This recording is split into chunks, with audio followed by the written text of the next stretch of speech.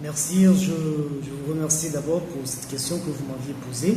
Pour répondre à votre question concernant mon approche unique basée sur le marché pour résoudre les problèmes sociaux, je dirais que c'est évident.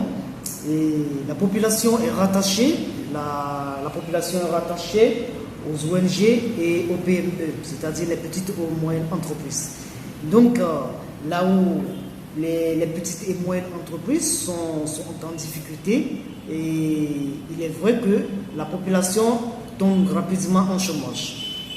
Et ce sont des ONG, lorsque les PME sont en difficulté, ce sont des ONG, les organisations non gouvernementales qui viennent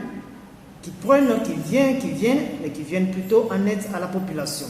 Mais dans ce sens, où nous sommes actuellement avec l'arrivée de la Covid, où la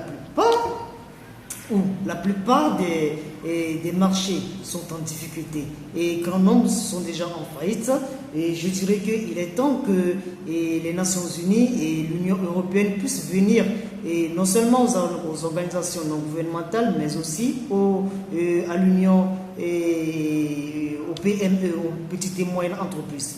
Parce que la base, ce sont les petites et moyennes entreprises. Les organisations non gouvernementales, et le plus souvent, leur embauche est vraiment limitée. Mais ils respectent les taux salariales, c'est-à-dire la marge intergarantie.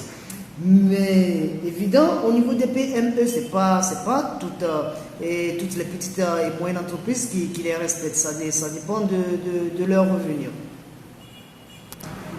Nous devons comprendre d'abord que lorsque les marchés ne seront pas au goût fixe, ceci aura plutôt un impact direct sur la société, c'est-à-dire la population, et les ONG, seules les ONG ne peuvent pas apporter la solution sur ce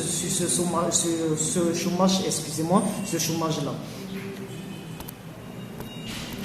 Donc si une organisation internationale comme la vôtre comprend que les PME ont besoin de votre soutien, comme fut le cas des ONG, et je dirais que vous résolvez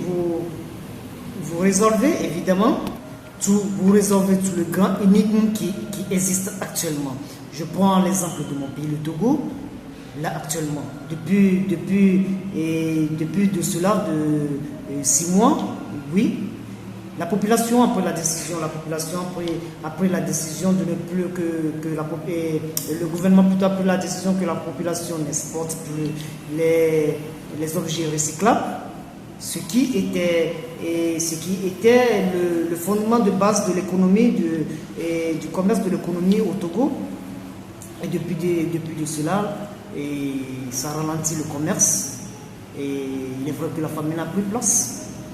Donc si vous résolvez vraiment à cette question, je dirais de mon côté que vous aviez déjà répondu à un grand énigme, parce qu'il suffisait seulement que la population vote une loi qui interdit l'exportation des objets recyclables, et qu'en même temps que la famine arrive. Parce qu'il y a plusieurs familles qui sont dépendantes avec la diaspora à l'extérieur, qui les permettent de trouver des opportunités pour pouvoir exporter des objets recyclables aux entreprises européennes et canadiennes, je dirais.